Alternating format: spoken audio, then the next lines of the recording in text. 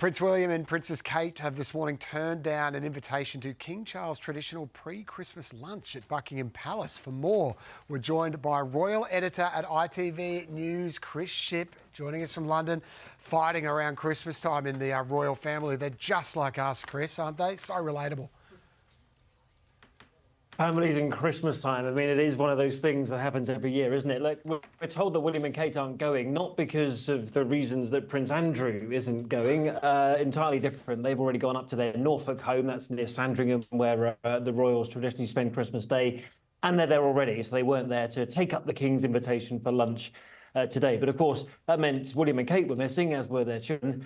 And, as we've been reporting over the last couple of days, no sign there either of Prince Andrew and Fergie, the Duchess of York, who has had a rather difficult week and has been in the headlines for all the wrong reasons. Yeah, Prince Andrew and scandal, huh? Who would have thought? Just hours ago, Kate and Will released their annual Christmas card. Been a pretty big year for them? Well, look, it's been a really big year for William and Kate on so many levels, of course, and a tough year. I mean, William was saying very recently when he was in South Africa, it's been a brutal year, the hardest one of his life. And it looks like this photo that you can see here was taken at the same time as they did that video, which they released back in the autumn, our time, so spring, your time, when Kate announced that her chemotherapy treatment had ended. But yeah, a really tough year for them. I think they'd be looking forward to going away, putting their arms around one another as a family and just sort of cozying up in Sandringham. And the next time we'll see them probably is on Christmas Day itself, when they walk into the Church of St Mary Magdalene with the King and the Queen and everyone else. But again, not Prince Andrew. Yes, keep him at a distance. Nice to see some smiling faces in that picture there. So it's just a few days till Christmas now. Often we say, what do you get the man who has everything? The King literally has everything. He has a country. What do you get King Charles for Christmas?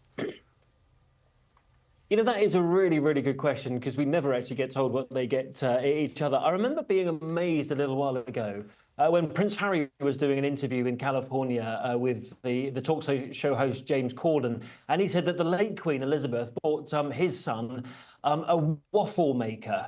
Now, I don't know whether she went down to the local cash and carry store or the, or the electrical store to pick it up, but I always remember that being quite fascinating. What? Queen Elizabeth buys her grandson a waffle maker for Christmas. So I reckon they just get, normal presents, because you're right, they don't need jewellery. They've got plenty of that in the safe that's been around for a few hundred years. So, yes, good. I mean, listen, on a serious note, I think what most people would wish the King for 2025 is good health, because, of course, whilst Kate's chemotherapy has ended, the King, of course, we should remember, does go into the new year still receiving cancer treatment. Good health and a Breville.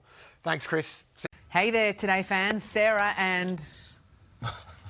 What's my name again? Oh my God, Carl. Hey, thanks for watching our YouTube channel, though. Subscribe now for more news, special reports and amazing Aussie stories. And Carl misbehaving, Whoa, of course. that never happens. Always happens. What's she talking about? Always happens.